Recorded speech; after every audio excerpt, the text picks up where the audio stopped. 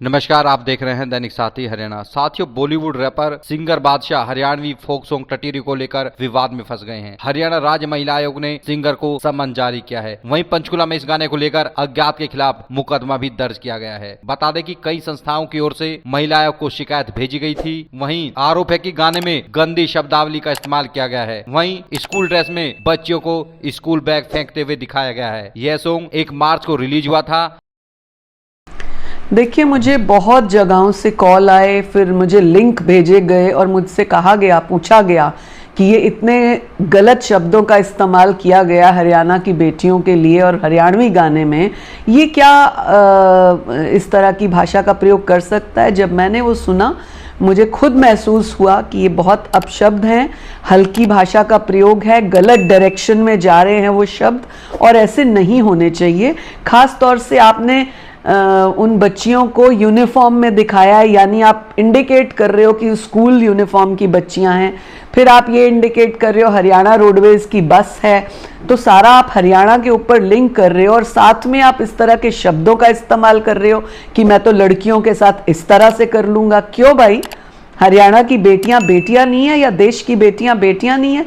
भले ही आप कितने बड़े बड़े रैप बनाने वाले हो, लेकिन आपको बेटियों को या उनकी तरफ इस तरह से इंडिकेट और ऐसे इशारे करने का किसने जो है इजाज़त दी? और मैं तो फिल्म सेंसर बोर्ड को भी इसमें दोषी मानती हूँ अगर ये गाना फिल्म सेंसर के थ्रू गया है, क्योंकि मैं स्वयं 3 वर्ष तक फिल्म सेंसर बोर्ड की मेंबर रही हूँ और मैंने जब जब भी इस तरह के गीत आए, एक एक बात माइन्यूटली नोट की।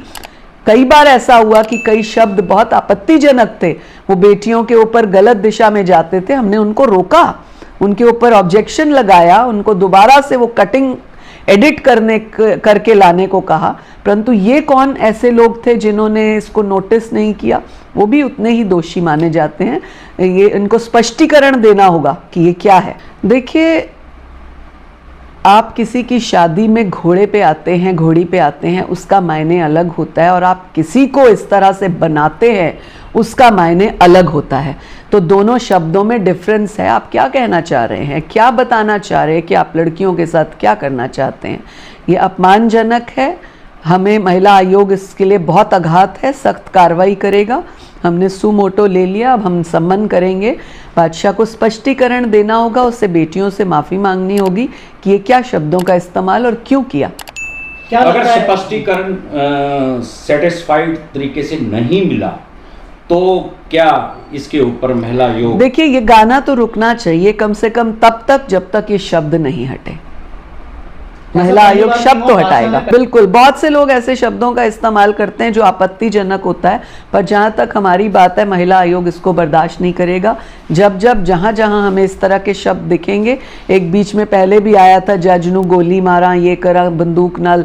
आई मीन, क्या आप इंडियन कल्चर को, इंडियन रिस्पेक्ट को, इंडियन भाषा को क्या, कहाँ, कैसे दिखाना चाह रहे हो? क्या शो करना चाह रहे हो? अपनी पॉपुलैरिटी के लिए आप इस तरह से देश को, बेटियों को झुकाओगे? मुझे लगता है कि ये अच्छी बात नहीं है। तो कहाँ सम्मन, एक बार फिर से पूछना चाहूँगा, कहाँ सम्मन? हमने सम्मन किया है बादशाह को, और उम्मीद है, मैं समझती हूँ सभ्यता यही कहती है कि गलती हुई है तो उसे एक्सेप्ट करें, और करनी भी चाहिए। तो क्या सेंसर बोर्ड से भी जानकारी ली? हम जानकारी ले रहे हैं कि ये कब किसने एडिट किया और कौन इसमें बैठा, वो भी मैं जानकारी ले रही हूँ।